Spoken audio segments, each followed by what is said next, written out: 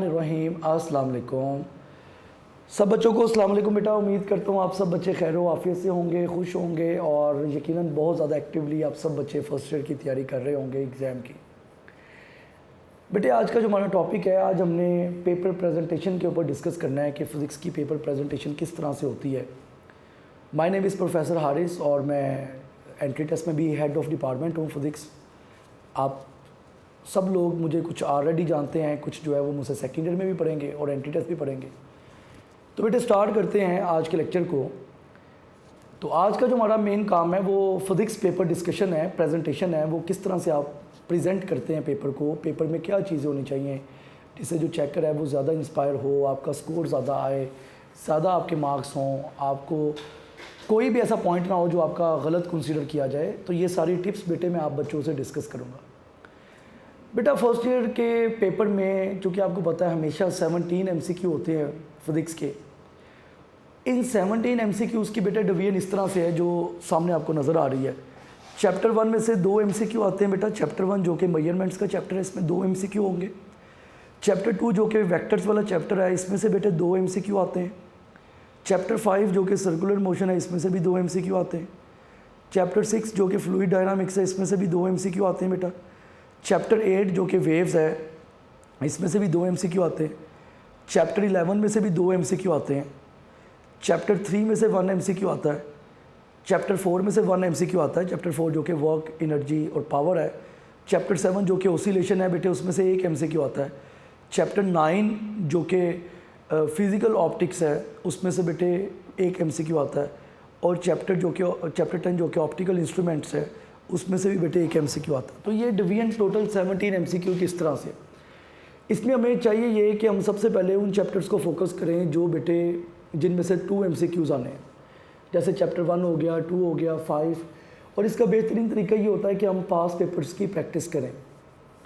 जब हम पास पेपर्स की प्रैक्टिस करते हैं ना, तो हमें मैक्सिमम चीज़ें जो हैं वो उसमें से कवर हो जाती हैं। पास पेपर्स की प्रैक्टिस बहुत ज़्यादा ज़रूरी होती है कि हम मैक्सिमम जो है पास पेपर्स की प्रैक्टिस करें। क्योंकि पास पेपर में आपको पता होता है कि 2019 में ये क्वेश्चन आया था, 18 में ये आया था, 17 में ये आया था, 16 में ये आया था। ये आपको सब चीज़ें पता होती हैं। अब बेटे जो पहला पोर्शन है शॉर्ट क्वेश्चंस का, शॉर्ट क्वेश्चन चूँकि आपको पता है पहला क्वेश्चन तो MCQ का हो गया, 17 MCQ है। दूसरा, तीसरा और चौथा, ये 3 क्वेश्चन जो हैं ये शॉर्ट क्वेश्चंस के होते हैं। क्वेश्चन नंबर 2 जो है बेटे, इसमें आपको 12 क्वेश्चन आते हैं, 12 क्वेश्चन आते हैं। आपने 8 अटैम्प्ट करने होते हैं बच्चों। अब 8 जो आपने अटैम्प्ट करने हैं, इसमें जो डिवीजन है वो ज़रा देख लें कि वो डिवीजन किस तरह से होती है। चैप्टर 1 के बेटे 2 MCQ 2 क्वेश्चन होते हैं क्वेश्चन नंबर 2 में। चैप्टर 2 के 3 क्वेश्चन होते हैं। चैप्टर 4 के 2 क्वेश्चन होते हैं। चैप्टर 6 के 2 क्वेश्चन होते हैं। चैप्टर 7 के 3 क्वेश्चन होते हैं। यानी कि 5 चैप्टर्स के क्वेश्चन जो हैं वो मिला के क्वेश्चन नंबर 2 बनता है। और ये दिखने में जितना सिंपल लग रहा है ये उतना ही लॉजिकल होता है। ऐसा नहीं है, देखें ज़रूरी नहीं वो सारे आपको एक्सरसाइज वाले क्वेश्चन दे। डेफिनेटली बेटे आपको उसमें से वेरिएशन करके वो क्वेश्चन देता है। कुछ कॉन्सेप्चुअल क्वेश्चन होते हैं जो समझने वाले होते हैं। तो ये बेटे समझने वाली बात ये है कि चैप्टर 1 में से 2 क्वेश्चंस, चैप्टर 2 में से 3 क्वेश्चंस, चैप्टर 4 में से 2 क्वेश्चंस, चैप्टर 6 में से 2 क्वेश्चंस, चैप्टर 7 में से 3 क्वेश्चंस, ये बेटे आते हैं। यानी कि टोटली 12 क्वेश्चंस हो गए, आपने 8 करने हैं। इसको करने का ही बेहतरीन तरीका ये है कि आप पास पेपर्स भी करें सॉल्व। पास पेपर्स के अलावा जो बेटे यूनिक नोट्स में जो कॉन्सेप्चुअल क्वेश्चंस हैं बेटे वो भी आप सॉल्व करें। इसी तरह जो डेफिनेशंस होती हैं बेटे वो भी एग्ज़ाम का हिस्सा होती हैं। मतलब आपको इस पर ग्रिप ऐसी होनी चाहिए कि आपको क्वेश्चन कहीं से भी पूछा जाए तो आपको 100% इसका नॉलेज हो, इसका कॉन्सेप्ट हो। क्वेश्चन नंबर 3 जो है बेटे, इसमें भी आपको 12 क्वेश्चंस आएंगे और आपने 8 करने होंगे। 12 में से जो आपने 8 करने बेटे, इसकी डिवीजन इस तरह से है। इसमें चैप्टर नंबर 3 के 4 MCQs होते हैं। चैप्टर नंबर 4 क्वेश्चंस होते हैं चैप्टर नंबर 3 के। चैप्टर नंबर 5 के 4 क्वेश्चंस होते हैं। चैप्टर नंबर 8 के 4 क्वेश्चंस होते हैं। अब आप चेक कर लो, इन तीनों चैप्टर्स के 4 क्वेश्चंस हैं। तो बेटे ये 12 क्वेश्चंस हो जाएंगे।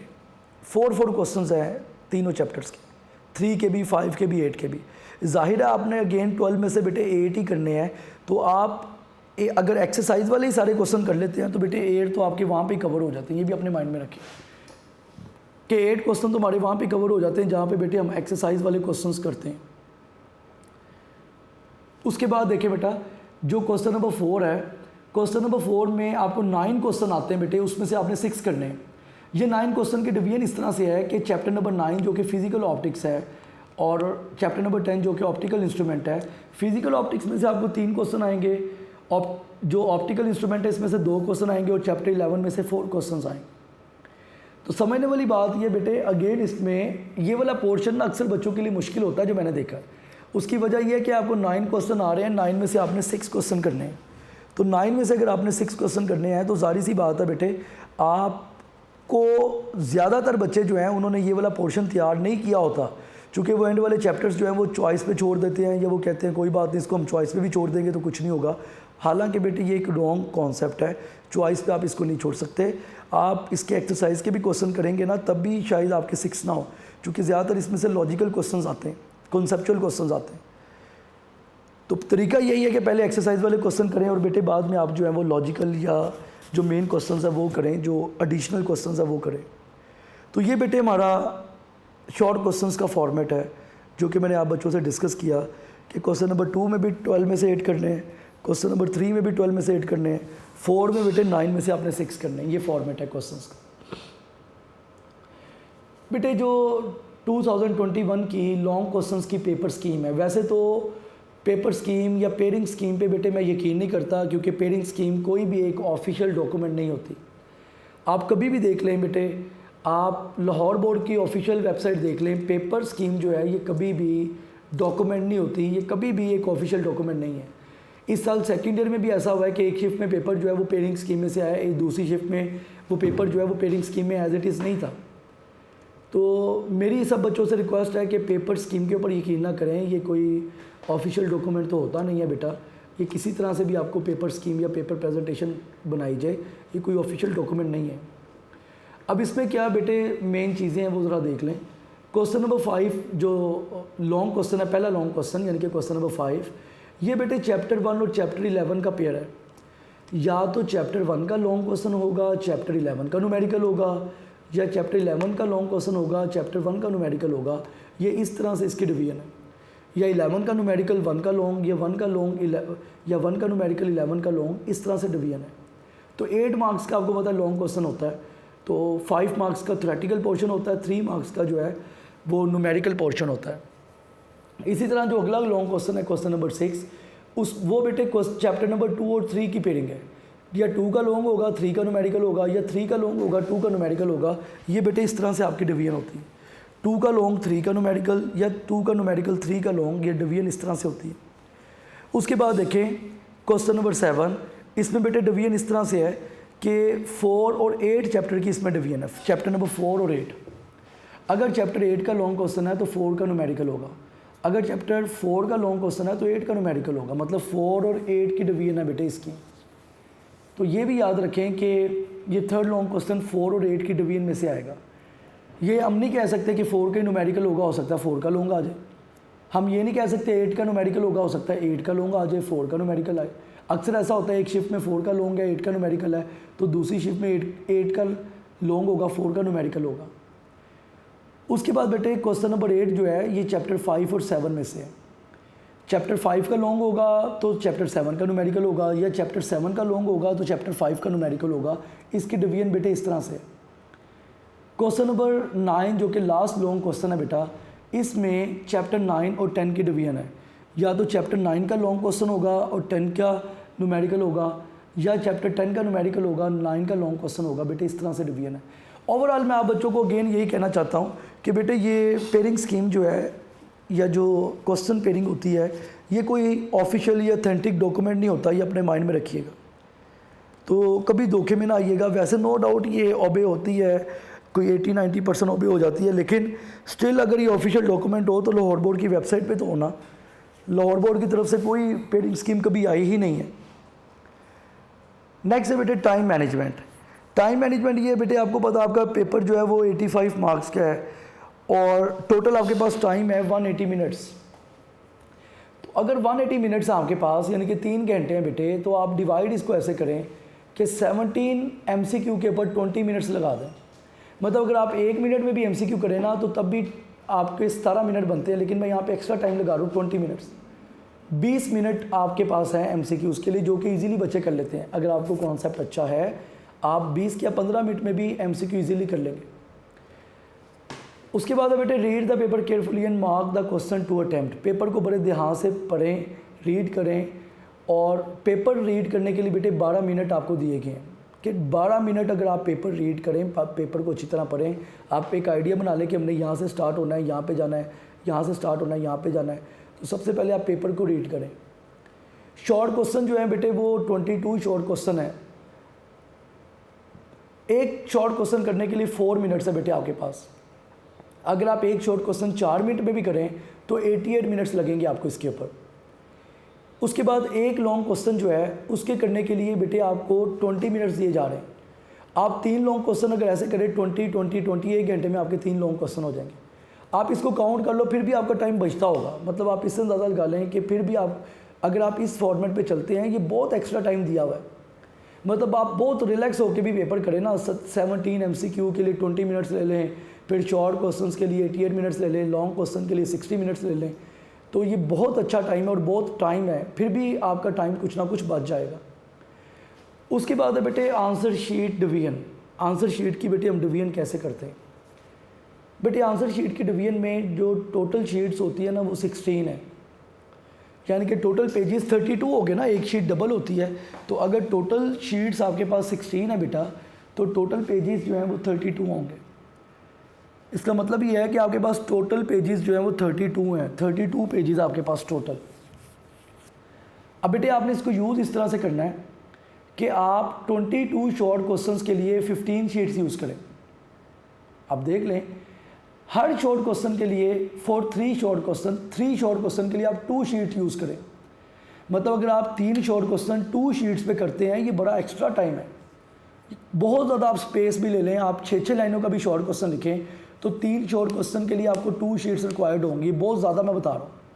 इसका मतलब है 22 शॉर्ट क्वेश्चन जो हैं ये 15 शीट्स के ऊपर आ जाएंगे, 22 शॉर्ट क्वेश्चन, और आपने 22 ही करने हैं। इसका मतलब ये है कि 22 शॉर्ट क्वेश्चन जो हैं ये 15 शीट्स के ऊपर पूरे हो जाएंगे, 15 शीटों के ऊपर पूरे आ जाएंगे। बाकी बेटे जो लॉन्ग क्वेश्चंस हैं, 3 लॉन्ग क्वेश्चन करने हैं। एक लॉन्ग क्वेश्चन के लिए आप 5 शीट्स यूज़ करें। हालांकि 5 शीट्स यूज़ नहीं होती, आप बहुत ज़्यादा इसको खुला करके भी लिखें तो तब भी 5 शीट्स यूज़ नहीं होती। फिर भी अगर आप एक लॉन्ग क्वेश्चन के लिए 5 शीट्स भी यूज़ करें तो 3 लॉन्ग क्वेश्चन के लिए 15 शीट्स आपको रिक्वायर्ड होंगी। तो आप चेक कर लो कि 15 + 15 30 शीट्स हो गई, फिर भी आपके पास 2 शीट्स बच जाएंगी, 2 पेजेस आपके पास बचे होंगे। इसका मतलब ये है कि आपने 15 शीटें लगानी है बेटे 22 शॉर्ट क्वेश्चंस के लिए, और 15 शीटें आपने लगानी है 3 लॉन्ग क्वेश्चंस के लिए। देन भी आपके पास, उसके बावजूद आपके पास जो है वो स्पेस बची होगी, आप जो है वो इजीली इस तरह से पेपर मैनेजमेंट कर सकते हैं। और ये सबसे बेस्ट तरीका है बेटे इसको सॉल्व करने का। उसके बाद देखें, नेक्स्ट आपके पास जर्नल इंस्ट्रक्शन। जर्नल इंस्ट्रक्शन कौन सी हैं? सबसे पहले तो get ready, step after getting answer sheet. सबसे पहले तो बेटे आपने रेडी रहना है। आप सबसे पहले अपने आप को तैयार रखें पेपर्स के लिए ना। पेपर्स, जब भी आप पेपर अटेम्प्ट करना शुरू करते हैं, जब आपके पास पेपर आता है तो आप अपने आप को मेंटली और फिज़िकली तैयार रखें कि अब हमने जो है ना वो पेपर कंटिन्यू कर दिया, अब हम ये बहुत एक्टिवली हमने करना है सब कुछ। उसके बाद है step after getting answer sheets, get started with time management. Time management बहुत ज़रूरी है। बहुत से ऐसे बच्चे होते हैं जो कि टाइम मैनेज नहीं कर पाते। बहुत से ऐसे स्टूडेंट हैं जो कि टाइम ही मैनेज नहीं कर पाते। बेटे आपकी टाइम मैनेजमेंट सबसे मेन रोल होता है इसमें। उसके बाद है get ready must do, get enough rest a night before. कई बच्चे होते हैं वो पेपर से एक रात पहले भी रात तक पढ़ते रहते हैं, 2 बजे तक, 3 बजे तक, जो कि गलत है। अगर आप रात को टाइम पे नहीं सोएंगे, आपका माइंड फ्रेश नहीं होगा, आप सुबह पेपर अच्छा नहीं कर सकेंगे। तो एक रात पहले आपने बेटे अपनी नींद पूरी अच्छी तरह से कर लेनी है। कोशिश करें आप 8, 9, 10 बजे तक सो जाएं। इससे लेट अगर आप करेंगे ना रात को, कि हम रात को 2 बजे तक पढ़ते रहें, तो डेफिनेटली आपके ऊपर नेगेटिव इफेक्ट होगा, आपका स्कोर इससे कम हो सकता है। Wear comfortable clothing. बेटे क्लोथ इस तरह के पहने जो कंफर्टेबल हों, ये भी एक बड़ा फैक्टर है। कई बच्चे होते हैं वो बहुत ज़्यादा टाइट क्लोथ पहन लेते हैं या इस तरह से जिसमें वो कंफर्टेबल नहीं होते। तो बेटे आप बिल्कुल कंफर्टेबल क्लोथ पहन के जाएं। आप अपने आप को कंफर्टेबल रखें। अगर आप खुद ही कंफर्टेबल नहीं होंगे आप पेपर कैसे अच्छा करेंगे। हैव प्रॉपर ब्रेकफास्ट, ये मैं अक्सर देखता हूँ एग्जामिनेशन सेंटर में बहुत से ऐसे बच्चे होते हैं जिन्होंने ब्रेकफास्ट प्रॉपरली किया ही नहीं होता। तो बेटे अगर आपने ब्रेकफास्ट नहीं किया तो अल्लाह ना करे इससे ब्लड प्रेशर इंसान का जो है वो कम हो जाता है, डिक्रीज़ हो जाता है, गिर जाता है। तो ये आपने काम नहीं करना, प्रॉपर ब्रेकफास्ट करके जाना है। ब्रेकफास्ट के अलावा नहीं जाना बेटे आपने, ये अपने दिमाग में बिठा लो, विदाउट ब्रेकफास्ट नहीं जाना, ब्रेकफास्ट करके जाना है। Take all necessary tools, pen, pencil, eraser, calculator, marker and geometry box. अपना ज्योमेट्री बॉक्स रात को ही तैयार रखें बेटे। पहले एक दफ़ा उस पर एक दफ़ा अच्छी तरह से उसको नज़र एक दफ़ा देख लें उससे कि आपने सब चीज़ें उसमें रख ली हैं, क्योंकि कई बच्चे कहते हैं हम सुबह करेंगे। और सबसे मेन चीज़ है get your roll number slip. बेटे आपने रोल नंबर स्लिप रात को ही अपने ज्योमेट्री बॉक्स में रख देनी है। मैंने कई ऐसे बच्चे देखे हैं कि वो कहते हैं सुबह हम करेंगे, ज्योमेट्री बॉक्स 2 मिनट का तो काम है बेटे, कि नो डाउट ये 2 मिनट का काम है, लेकिन अल्लाह ना करे अगर आप भूल जाते हैं तो बेटे ये आपके लिए बहुत मुश्किल हो जाता है। तो आपका जो ज्योमेट्री बॉक्स है ये बेटे रात को ही तैयार होना चाहिए, ताकि जब आप पेपर के लिए जाएं तो आप 100% जो है बेटे वो कॉन्फिडेंट हों, आपको इस बात पे यकीन हो कि बेटे आपको ये सब चीज़ें आती हैं और आपने अपना ज्योमेट्री बॉक्स पहले से ही तैयार कर लिया हुआ है। ये अपने दिमाग में रखिएगा। गेट बी कॉन्फिडेंट, बेटे इसमें सबसे मेन चीज़ ये है कि आपका कॉन्फिडेंस लेवल अच्छा होना बहुत ज़रूरी है। अपने आप को फुली कॉन्फिडेंट रखें, जितना ज़्यादा आप कॉन्फिडेंट रह सकते हैं कॉन्फिडेंस में रहें। इंसान जब कॉन्फिडेंट होता है तो वो ज़्यादा अच्छा परफॉर्म करता है, ये अपने माइंड में रखिएगा। उसके बाद देखिए बेटा, गेट रेडी, मस्ट अवॉइड, बेटे इन चीज़ों से आपने अवॉइड करना है बहुत ज़्यादा। डू नॉट बोरो राइटिंग, बेटे याद रखें पहली बात तो ये है कि कोई चीज़ बोरो करे ही ना। कई बच्चे ऐसे होते हैं वो जो है ना वो साथ वाले से मार्कर मांग रहे होते हैं, तो ऐसा आपने नहीं करना, ना आपने मार्कर मांगना है, ना आपने राइटिंग को कट करना है। ये भी याद रखें, राइटिंग को भी कट आपने नहीं करना। जो आप लिख रहे हैं उस पर आपका कॉन्फिडेंस होना चाहिए, यकीन होना चाहिए। ये नहीं कि आप बार बार कट करके लिख रहे हो, ऐसा नहीं करना आपने। Item it create stress and disturbance, कोई ऐसा काम नहीं करना जिससे आपको स्ट्रेस और डिस्टर्बेंस हो। जैसे मैंने भी बताया कि आप जो है ना वो अगर कोई चीज़ मार्कर मांगते हैं तो ये स्ट्रेस और डिस्टर्बेंस होती है कि बार बार हम जो है वो कोई चीज़ मांग रहे हैं तो एक डिस्टर्बेंस जनरेट हो जाएगी। डू नॉट गेट पैनिक, बेटे पैनिक नहीं होना बिल्कुल, वो जो है ना अपने होशो वास नहीं खो देने। एक्टिव रहना है, स्ट्रॉन्ग रहना है, यकीन रखना अल्लाह ताला के ऊपर कि जो हम काम कर रहे हैं हमें बहुत अच्छी तरह से आता है, हम इसको ईजिली कर सकते हैं। तो अपने आप को पैनिक नहीं करना। Do not start writing as soon as you're set the paper, बेटे ऐसा नहीं करना कि पेपर मिलते ही जो है ना उसको लिखना शुरू कर दें। तो कोई भी ज़रूरत नहीं है बेटे आपको इतनी जल्दी दिखाने की या फ़ौरन रैपिडली काम करने की। रिलैक्स होना है, पेपर पढ़ना है, आराम से रिलैक्स होना है। आप पानी पिए, पानी की बोतल भी अपने साथ ही वो, या पानी इतना पी के जाएँ कि आपको ड्यूरिंग एग्ज़ाम ज़रूरत ही ना पड़े। अपने आप को रिलैक्स रखें, जितना आप रिलैक्स रहेंगे ना उतना आप जो है ना बेटे ईजिली कर सकेंगे काम। Do not be over confident, बेटे ओवर कॉन्फिडेंट नहीं होना। कई बच्चे जो है ना वो ओवर कॉन्फिडेंट हो जाते हैं, वो समझते हैं उन्हें सब कुछ आ गया, तो ऐसा बेटे आपने बिल्कुल भी नहीं करना। बिल्कुल आजिज़ रहना है, अल्लाह ताला पे यकीन रखना है कि हम जो भी करेंगे इंशाल्लाह ताला सब अच्छा होगा। जब आप ये सोचते हैं तो बेटे सब अच्छा होता है। जब आप ये कहते हैं कि हमें सब कुछ आ गया तो डेफिनेटली आप मिस्टेक कर रहे होते हैं। बेटे यहाँ पे एक टिप है, when you are well prepared your experience less stress. When you are well prepared you experience less stress. बेटे जब आप बहुत अच्छी तरह तैयारी करके जाते हैं ना तो आप स्ट्रेस थोड़ा फेस करते हैं। स्ट्रेस आपको होता ही नहीं है, आपको लगता है आपको सब कुछ आता है क्योंकि आप तैयारी करके आए होते हैं, तो आपका स्ट्रेस भी कम होता है। लेकिन अगर आप प्रिपेयर ही नहीं होते, मेंटली आप तैयार नहीं होके आए या आपने उस लेवल की तैयारी ही नहीं की, तो बेटे उस केस में आपका स्ट्रेस कभी भी रिड्यूस नहीं होगा। तो हमेशा अपना स्ट्रेस जो है वो रिड्यूस करने के लिए आपको प्रॉपर स्टडी करनी पड़ेगी। Step after getting answer sheet, बेटे जैसे ही आपको आंसर शीट मिले उसके फ़ौरन बाद आपने ये काम करना है। सबसे पहले fill the information required in answer sheet. जो आंसर शीट में इन्फॉर्मेशन है उसको फिल करें। जैसे रोल नंबर आपका क्या है वो लाजमी लिख लें। कई बच्चे इसको कहते हैं हम एंड पे लिखेंगे, जो कि रॉन्ग कॉन्सेप्ट है। फ़ौरन इसको लिखना आपने बेटे फ़ौरन रोल नंबर लिखना, ये याद रखिए।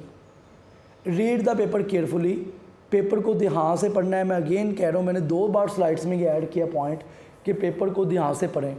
जब आप पेपर ध्यान से पढ़ते हैं आप कॉन्फिडेंट होते हैं। Scheme the paper two make sure you have it all, paper को ऐसे स्किम करें, आप मार्क कर लें कि हमने भाई ये वाला लॉन्ग करना है, ये वाला लॉन्ग करना है, ये वाला लॉन्ग करना है, ये वाला शॉर्ट करना है, ये वाला करना है। चूँकि ज़ाहिर है 5 के 5 लॉन्ग तो आपने ना करने, आपने 3 लॉन्ग क्वेश्चन करने हैं। आपने सारे के सारे शॉर्ट क्वेश्चन तो नहीं ना करने, आपने पहले में 12 करने हैं, मतलब सेकंड क्वेश्चन में, तीसरे में आपने भी 12 करने हैं, फोर्थ में आपने 6 करने हैं। इसको बोलते हैं स्किम करना।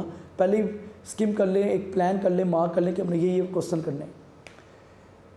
To make overall idea और rough plan for solving paper, एक आइडिया अपने दिमाग में सेट कर लो, बना लो कि हमने पेपर जो है वो इस तरह से लेके चलना है, इस तरह से हमने पेपर को चलाना है।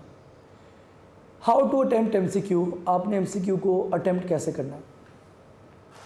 रीड द स्टेटमेंट केयरफुली, आप स्टेटमेंट को पहले ध्यान से पढ़ें। Before looking the answer try to form the answer in your own mind and then match with the given option. बेटे कभी भी ऑप्शन ना देखा करें MCQ का फ़ौरन, पहले MCQ को ध्यान से पढ़ें, पढ़ने के बाद खुद सोचें कि इसका क्या आंसर क्या होना चाहिए। पहले अपने माइंड में, अपने ब्रेन में एक फ़्लो चार्ट बना लो कि ये जो MCQ है इसका ऑप्शन क्या होना चाहिए। जब आप अपने ब्रेन में एक फ़्लो चार्ट बना लेते हैं तो आपके लिए वो बहुत ईजी हो जाता है। तो पहला काम आपने ये करना है कि अपने ब्रेन में एक फ़्लो चार्ट बना लेना है। उसके बाद देखें, read every option ever you are more than 100% sure about the first option. बेटे हर ऑप्शन को बार बार आप पढ़ें, लेकिन वो ऑप्शन जिस पे आप 100% श्योर हों उसको मार्क करें। ये याद रख लें, कुछ ऐसे क्वेश्चंस होते हैं जिसको देख के हमें पता चल जाता है इसका ये आंसर है, उसको रैपिडली मार्क कर दें जिस पे हमें यकीन है, हम 100% श्योर है। कुछ ऐसे होते हैं सोचने वाले, उसको सोच के मार्क करें आप। If first option is a correct one, look at the pass option. बेटे ऐसा नहीं करना कि एक ऑप्शन सही है तो उसको टिक कर दिया फ़ौरन। बेटे सारे ऑप्शन पढ़ने हैं, सारे के सारे। सम टाइम ऐसा होता है कि एक ऑप्शन भी सही होता है, दूसरा भी सही होता है और उसका राइट आंसर होता है बोथ A एंड B।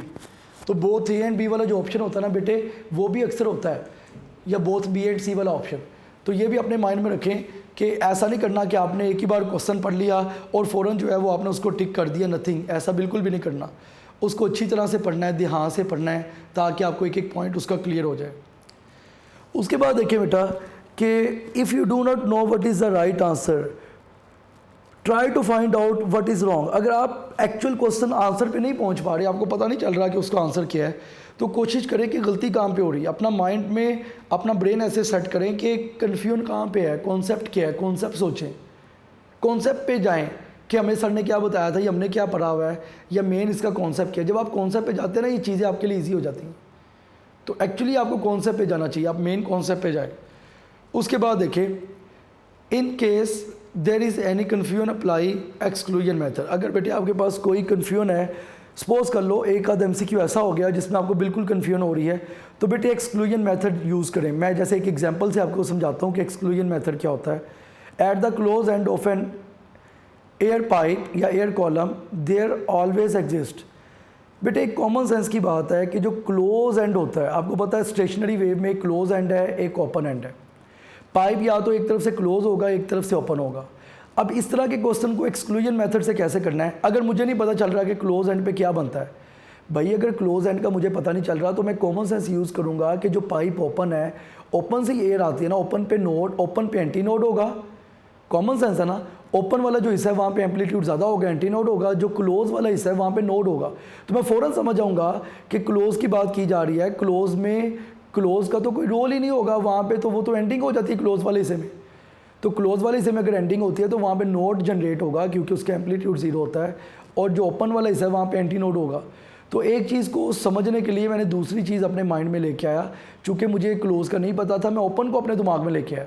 मैंने ओपन के बारे में सोचा कि ओपन से एयर एंटर होती है, तो ज़ाहिर है वहाँ पे एम्पलीट्यूड ज़्यादा होगा, एंटी नोड होगा। इसको बोलते हैं एक्सक्लूजन मेथड, कि अगर एक पॉइंट पता नहीं चल रहा तो आप दूसरे पॉइंट को सोचें।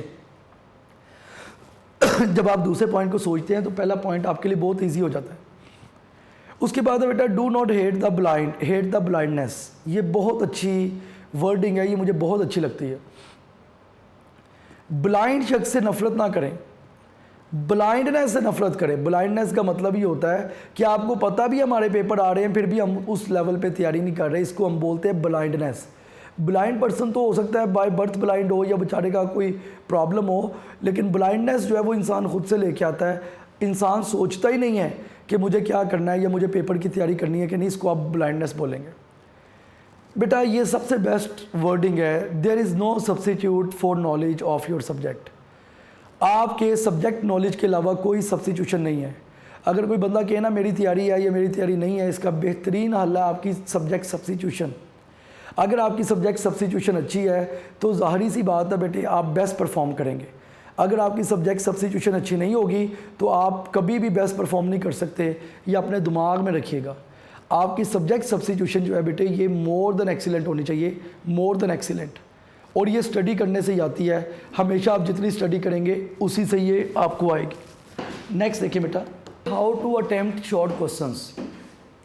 Mention question number correctly. बेटे ये ना एक बड़ा ब्लंडर करते हैं कई बच्चे, वो क्वेश्चन नंबर सही जो है वो मेंशन नहीं करते, ये बड़ा इशू होता है। क्वेश्चन जो आप अटेम्प्ट कर रहे हैं उसका एग्जैक्ट नंबर लिखें।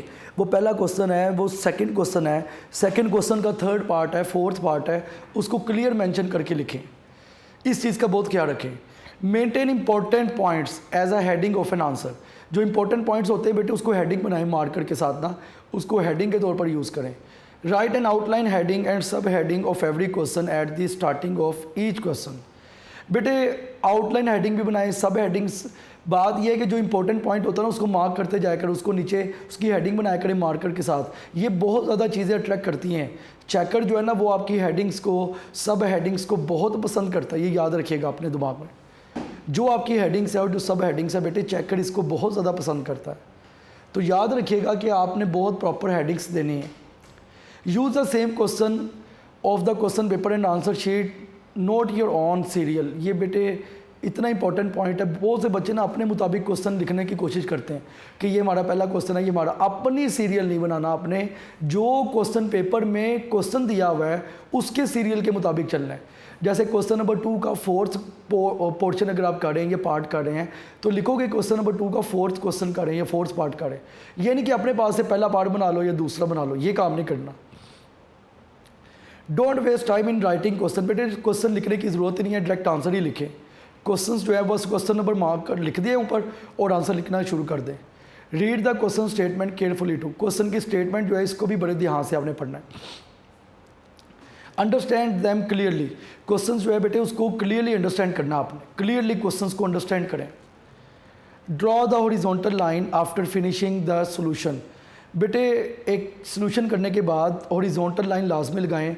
इससे चेकर को एक आइडिया रहता है कि यहाँ पे सही क्वेश्चन कंप्लीट कर लिया। How to attempt long question. Long question को कैसे अटेम्प्ट किया जाए। Do write the headings for step of. बेटे हेडिंग्स बनाएं।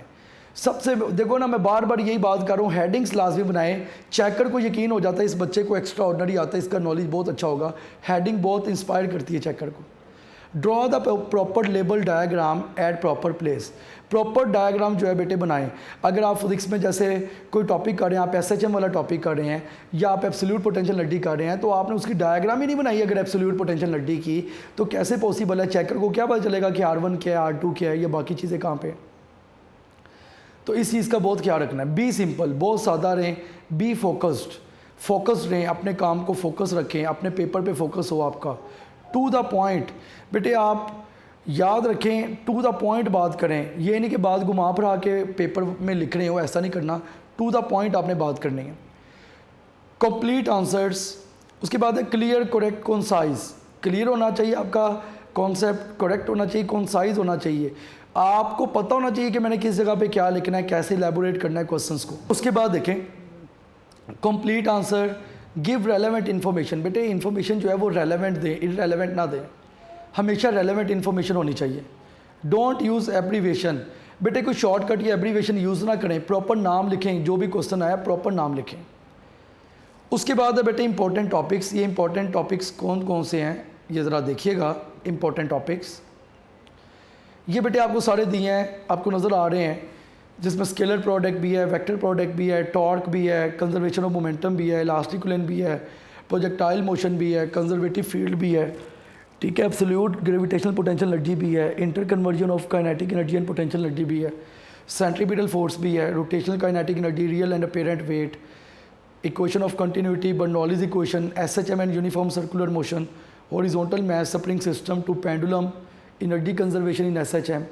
उसके बाद ये भी बेटे सारे के सारे इंपॉर्टेंट टॉपिक्स लिखे हुए हैं कि speed of sound in air, effect of temperature upon speed of sound, stationary waves in stress string, Doppler effect, Young's double experiment, Michelson interferometer, diffraction grating, simple microscope, compound microscope, telescope, speed of light, pressure of gas, CP minus CV is equal to R और Carnot engine. बेटे ये जो बहुत ज़्यादा important questions हैं paper point of view से, ये सारे के सारे यहाँ पे लिखे हुए हैं। बेटे मार्किंग ऑफ पेपर किस तरह से होगी देखें। डेफिनेशन जो है बेटे लॉन्ग क्वेश्चन में जो डेफिनेशन होती है उसका 1 नंबर होता है। अगर कोई प्रिंसिपल है या जैसे कहते हैं कि जो आपने प्रिंसिपल लिखना है, अक्सर टॉपिक्स होते हैं ना उनके कोई प्रिंसिपल्स होते हैं, तो उसका भी 1 नंबर होता है। 1 नंबर इसका भी होता है। जैसे एब्सोल्यूट पोटेंशियल एनर्जी में उसका प्रिंसिपल ये है कि ग्रेविटी वर्क करवाती है, तो ये चीज़ लिखने का भी 1 नंबर होता है। फिगर, जहाँ पे फिगर ज़रूरी है, बहुत से ऐसे टॉपिक्स भी होते हैं जहाँ पे फिगर होती नहीं है, लेकिन जहाँ पे फिगर है बेटे उसका 1 नंबर है। एक्सप्लेनेशन के 3 नंबर हैं, ये याद रखिएगा, एक्सप्लेनेशन के 3 नंबर, तो टोटल मार्क्स आपके 5 हो गए। समझने वाली बात यह है कि लॉन्ग क्वेश्चन में डिवीजन ऐसे 1 नंबर डेफिनेशन का, 1 प्रिंसिपल लिखने का, 1 नंबर डायग्राम का और 3 नंबर जो है वो एक्सप्लेनेशन के। तो प्रिंसिपल कहीं पे ज़रूरी होता है, कहीं पे नहीं होता। कुछ ऐसे टॉपिक्स हैं बहुत से ऐसे टॉपिक्स हैं जिनका प्रिंसिपल ही नहीं है, तो जाहिर है वहाँ पे 1 नंबर फिर उनकी डायग्राम का ही कंसीडर होगा। Here will be no long question of 4 और क्वेश्चन 6 और 6 मार्क्स। बेटे कोई 4 नंबर का या 6 नंबर का कोई लॉन्ग क्वेश्चन नहीं है, सारे लॉन्ग क्वेश्चन 5 मार्क्स के हैं फिजिक्स में। बेटे न्यूमेरिकल कैसे अटैम्प्ट होता है, न्यूमेरिकल में डाटा प्लस फार्मूला लिखने का 1 नंबर होता है। जब आप डाटा और फार्मूला लिखते हैं उसका 1 नंबर होता है। वैल्यूज़ पुट करने का हाफ और हाफ नंबर होता है, यानी कि 1 नंबर इसका होगा। आंसर विद यूनिट जो है बेटे उसका लिखने का 1 नंबर होता है। अगर आपने यूनिट गलत लिखा है तो उसका 0.5 मार्क्स जो है वो कट सकते हैं। सो टोटल मार्क्स आपके 3 होते हैं। याद रखो, अगर कोई न्यूमेरिकल आपको नहीं भी आता, आपने उसका डाटा लिख दिया या आपको फार्मूला भी पता वो भी लिख दो, उसका भी स्कोर है, ये याद रखिएगा। और यूनिट लिखना नहीं भूलना। उसके बाद देखें बेटे, luck comes with hard work. Luck हमेशा हार्ड वर्किंग के साथ आती है, अदरवाइज़ लक कभी भी नहीं आती बेटे, कभी भी पॉसिबल नहीं है कि लक हो। लक का मतलब ही hard working. The difference between ordinary and extraordinary is that little extra. बेटे ऑर्डनरी और एक्स्ट्रा ऑर्डनरी में जो फ़र्क है ना, वो थोड़े से एक्स्ट्रा का फ़र्क है। अगर आप वर्ड पे गौर करें, ऑर्डनरी और एक्स्ट्रा ऑर्डनरी, इसमें वर्ड किसका है, इसमें किसका फ़र्क आ रहा है, एक्स्ट्रा का। बेटे मैं आपको ये बताना चाह रहा हूँ कि हम लोगों ने एक्स्ट्रा ऑर्डनरी रहना है। एक्स्ट्रा ऑर्डनरी रहने के लिए हम लोगों को काम भी कुछ एक्स्ट्रा करना पड़ेगा। ज़ाहिरी सी बात है, जैसे कहते हैं कि जितना आपने जो हासिल करना है उसके लिए एफ़र्ट भी उतनी ही करें। आप उतनी ही एफ़र्ट करेंगे तो आप वो चीज़ें हासिल करेंगे। लास्ट में बेटे, good luck for your upcoming examination. मेरी तरफ से आप सब बच्चों को गुड लक, और मैं उम्मीद करूँगा कि इंशाल्लाह ताला बेटे आप सबका जो है वो अच्छा एग्ज़ाम होगा। तो याद रखें, अगेन बात वही आ गई कि पेरेंट्स की दुआएं लेके जाएं, और जितना ज़्यादा हो सकता है बेटे आप जो है ना वो फोकस्ड रहें, एक्टिव रहें, फोकस्ड रहें। ऐसा नहीं करना कि वहाँ पे जाके जो है ना वो लेज़ी हो जाना है या लेज़ीनेस शो करनी है, ऐसा नहीं करना। तो एक्टिव रहना, आपने फोकस्ड रहना है, अपने ऊपर यकीन रखना है, अल्लाह ताला की ज़ात के बाद अपने ऊपर भी यकीन रखना है कि हम जो काम कर रहे हैं ये परफेक्ट है। बेस्ट ऑफ लक बेटा आप सब बच्चों के लिए। सो खुश रहें, आबाद रहें, और बहुत ज़्यादा कॉन्फिडेंट रह के बेटे आप जो है वो अपना पेपर करें। फिर भी अगर आपकी कोई इंक्वायरीज़ होंगी तो जो भी आपके माइंड में क्वेश्चन होगा वो आप जो है ना वो साथ साथ डिस्कस करते रहें। लास्ट में एक चीज़ ये भी है कि फुली कॉन्फिडेंट होकर आपने जाना है। ओके बेटा, अपना ख्याल रखिएगा, खुश रहिएगा, और बेटे दुआओं में याद रखिएगा, और बेस्ट ऑफ लक अगेन बेटे। अल्लाह हाफिज़ बच्चों।